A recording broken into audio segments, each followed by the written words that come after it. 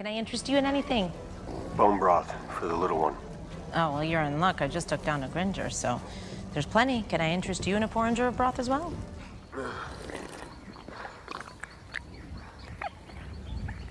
A couple things I wanted to mention before we get started on this recipe. First of all, this is not bone broth made from Baby Yoda. It is bone broth made for Baby Yoda. That should go without saying. Second, I could not find any Gringer bones, no matter how hard I looked and how many stores I went to. So I'm gonna have to substitute with the closest thing I could find, which is beef knuckle bones. But if you do want the most authentic taste, I do recommend doing the work and searching for those Gringer bones. I'm gonna be making the broth today in my 3-quart kitchen droid here, and if you have a 6-quart or an 8-quart kitchen droid, you could double or even triple the recipe. The ingredients we're gonna be using today are about 1.5 pounds of beef knuckle bones, and I did roast these at 425 for about 30 minutes in order to get them nice and browned, and that's going to give our broth some really good flavor. If you are in a hurry, you can cook the bones from raw, but you will get the richest, darkest flavor if you roast them first.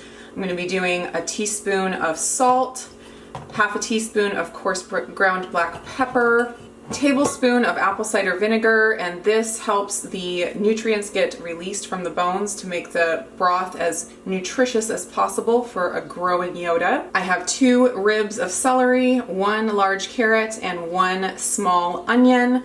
I have half a gallon of water sitting here, but I probably won't use all of it. After I put in all of my ingredients, I will put in enough water to get up to the 2/3 pressure max line, and that will be all the water that I need. This recipe is very simple. We're just gonna add in our beef bones, our celery stalks, and we'll just have to break them in half so that they will fit, our carrot, plonk, there we go, and our small onion. Now I'm adding about a tablespoon of apple cider vinegar, but the measurement doesn't need to be super exact.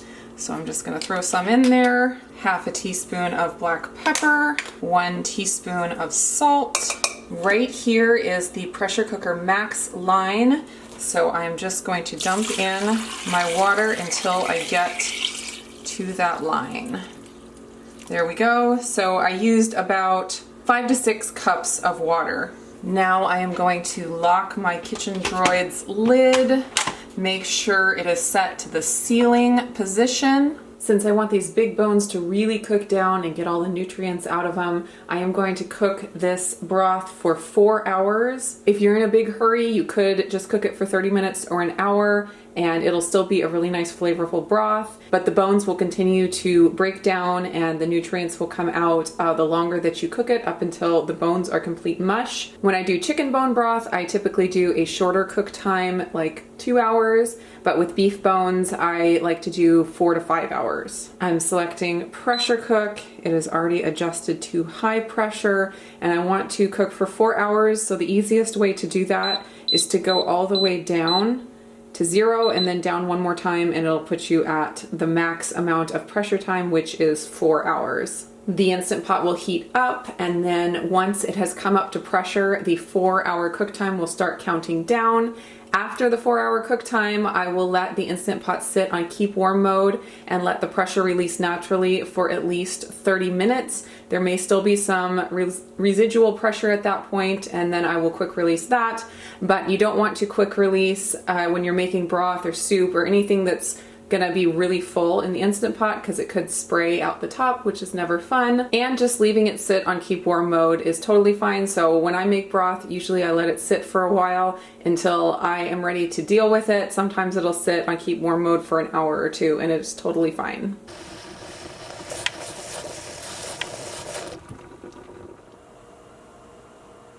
Pressure has been releasing naturally now for 30 minutes, and it's time to quick release the rest of the pressure and open up the lid. To quick release the pressure, I'm just going to flip the valve from sealing to venting.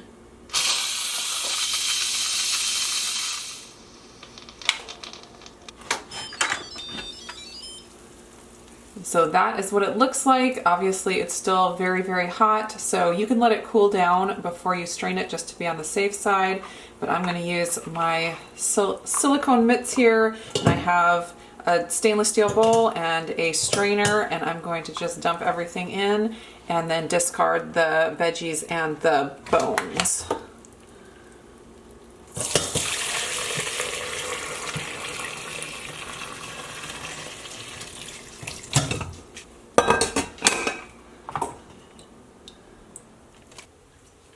And there is our delicious and nutritious bone broth. If you're going to be serving it right away, you can skim off some of the fat, but if you are going to be storing it in the fridge, you can let it cool completely in the fridge and the fat will solidify on top, and that makes it really easy to remove. And that is all there is to making Baby Yoda bone broth with the help of a kitchen droid.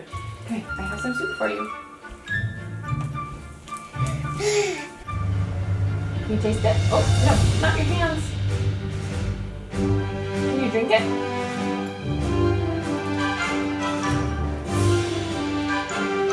Is it good? Is it good? You want more? No more? It's good, but you don't want more.